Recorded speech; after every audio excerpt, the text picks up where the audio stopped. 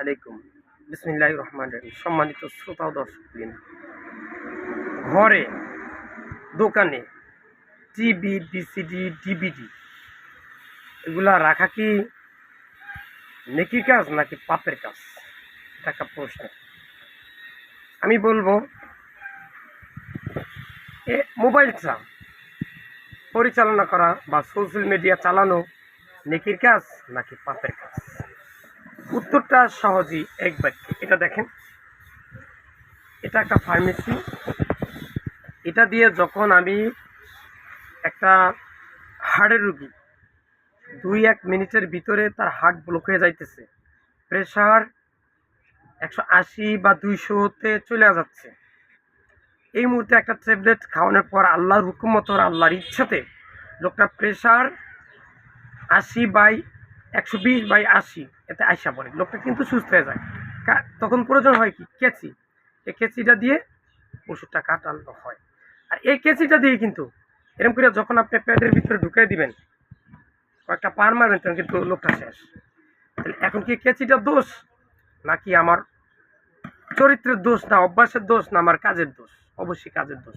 সুতরাং যখন আমার ঘরে আমি টিভি রাখবো, ভিসিডি রাখবো, ডিভিডি রাখবো, মোবাইল রাখবো, সোশ্যাল মিডিয়া রাখবো, যখন এখানে কোরআন তেলাওয়াত হবে, ওয়াজ নসিহত হবে, বিভিন্ন আমল হবে, ফিলিস্তিনের করুণ কাহিনী হবে, যেখানে ইয়াহুদি, খ্রিস্টান, নাচাররা মুসলমানদের উপর অত্যাচার নির্যাতন করতেছে, কাফের, বৌদ্ধ, বেঈমান, নাস্তিক এরা মুসলমানদেরকে নির্যাতন করতেছে, অত্যাচার করতেছে, এই সংবাদগুলো আমাদেরকে শুনতে হবে। শোনার পর আমরা আমাদের কাছ থেকে তার প্রতিবাদ করতে হবে, ঐক্যবদ্ধ হতে হবে, তাদের পাশে দাঁড়াতে হবে। এখন ঘরে যদি টিভি না থাকে, ভিসিডি না থাকে, সংবাদপত্র না থাকে, তাহলে আমরা জানবো কীভাবে? তখন আমাদের জন্য TV, VCD, DVD, news paper এগুলা সোশ্যাল মিডিয়া আমাদের রাখতে হবে। তখন এটা আমাদের পাপ না হয়ে বরঞ্চ নেকের কাজে হয়ে যাবে। তাই আসুন আজ থেকে আমরা আমাদের ঘরটাকে ইসলামমুখী করি, 5 ওয়াক্ত নামাজ পড়ি, নিজে 5 ওয়াক্ত নামাজ পড়ি, সন্তানকে 5 ওয়াক্ত নামাজ পড়ার জন্য নির্দেশ দেই। আর সবসময় মুখে লা ইলাহা ইল্লাল্লাহ পড়বো, শিরক বেদাত মুক্ত থাকবো, শিরক বেদাত কুফরি গীবত মুক্ত থাকবো। আর সবাইকে কালেমার দাওয়াত দেব, সবাইকে নামাজের জন্য আহ্বান করব, সন্তানকে শিরক বেদাত কুফরি মুক্ত মাদ্রাসা ভর্তি করে দেব।